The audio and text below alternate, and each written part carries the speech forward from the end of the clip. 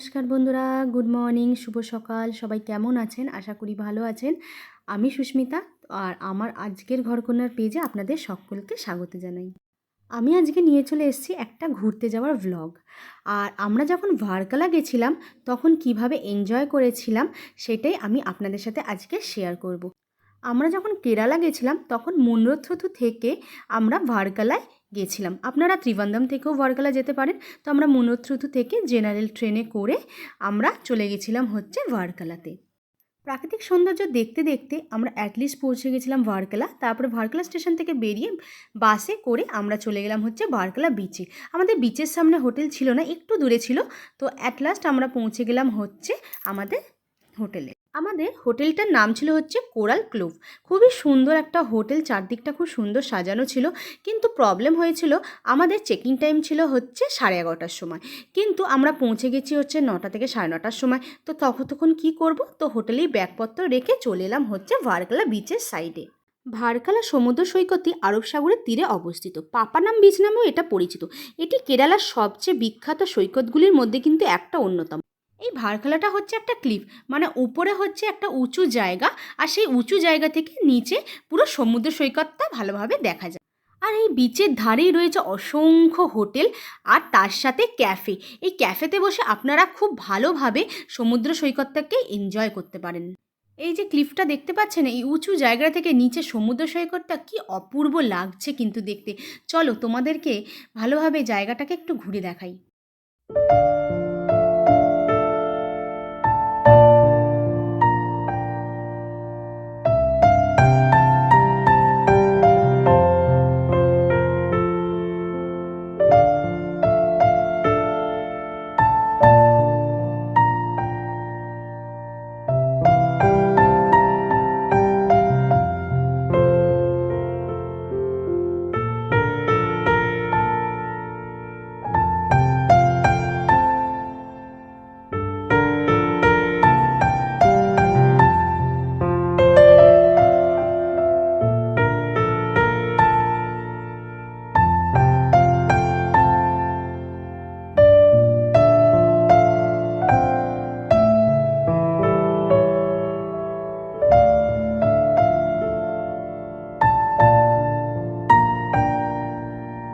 বারোটার সময় হোটেলে গিয়ে চেকিং করে লাগেজপত্র মানে রুমে ঢুকিয়ে ফ্রেশ হয়ে আবার চলে এলাম হচ্ছে বিচের ধারে লাঞ্চটা সারতে। একটা সুন্দর ক্যাফেতে আজকে লাঞ্চটা সারবো। দেখতেই পাচ্ছ একদম সমুদ্র তটের কাছেই একটা উডেনের তৈরি ক্যাফে। দেখতে কিন্তু অসাধারণ লাগছে ভিউটা। তো আজকে এখানেই আমরা লাঞ্চটা সেরে নিচ্ছি। তারপর ক্যাফেতে বসেই তোমাদের দাদা হাত তুলে দিল, আর মেনু কার্ডটা আমার হাতে দিয়ে বলল যে তুমি আজকে অর্ডারটা দাও। তো আমি বললাম কী অর্ডার করব বলো। তো ও বলল যে এখানকার লোককেই জিজ্ঞাসা করো যে এখানে বেস্ট খাবার কী হবে। তা আমি জিজ্ঞাসা করে অর্ডার করে দিলাম হচ্ছে হোয়াইট ক্রিম পাস্তা, তার সাথে চিলি ফিশ আর মিক্স ফ্রাইড রাইস, আর তার সাথে নিয়ে নিলাম হচ্ছে একটা মোজিটো। খাবারগুলো কিন্তু অসাধারণ ছিল। ও হ্যাঁ, আমরা যে ক্যাফেটায় এসেছিলাম সেটার নাম তো তোমাদেরকে বলাই হলো না। সেটা হচ্ছে ক্যাফে ব্ল্যাক বিচ। অসাধারণ ছিল কিন্তু ক্যাফেটা, চারদিকটা এত সুন্দর করে সাজানো, আর ভিউটা কিন্তু অসাধারণ ছিল, দেখতেই পাচ্ছ। অসাধারণ একটা ভিউয়ের আনন্দ নিতে নিতে আজকের লাঞ্চটা কিন্তু আমাদের জাস্ট জমে গেছিলো। সত্যি বলছি বন্ধুরা, তোমরা যদি কখনো মানে ভার্কালার সাইডে আসো তাহলে তোমাদের সুন্দর সময় এখানে এসে কাটাতে পারো, খুব ভালো লাগবে, কথা দিলাম তোমাদেরকে। খাওয়া দাওয়া কমপ্লিট হয়ে যাওয়ার পরেও আমাদের কিন্তু এই জায়গাটাকে ছেড়ে জাস্ট যেতে ইচ্ছা করছিল না, কিন্তু কিছু করার নেই, উঠে তো যেতেই হবে। তো তারপর আমরা এই বিচের ধারেই বসে বেশ কিছুক্ষণ সময় কিন্তু নিজেদের মতো করে কাটালাম। তার সাথে প্রচুর ফটোশ্যুট করেছি, আর এই বিচ ধরে বহু দূর পর্যন্ত হেঁটেও গেছি। হাঁটতে কিন্তু বেশ ভাল লাগছিল বিচের রাস্তা ধরে।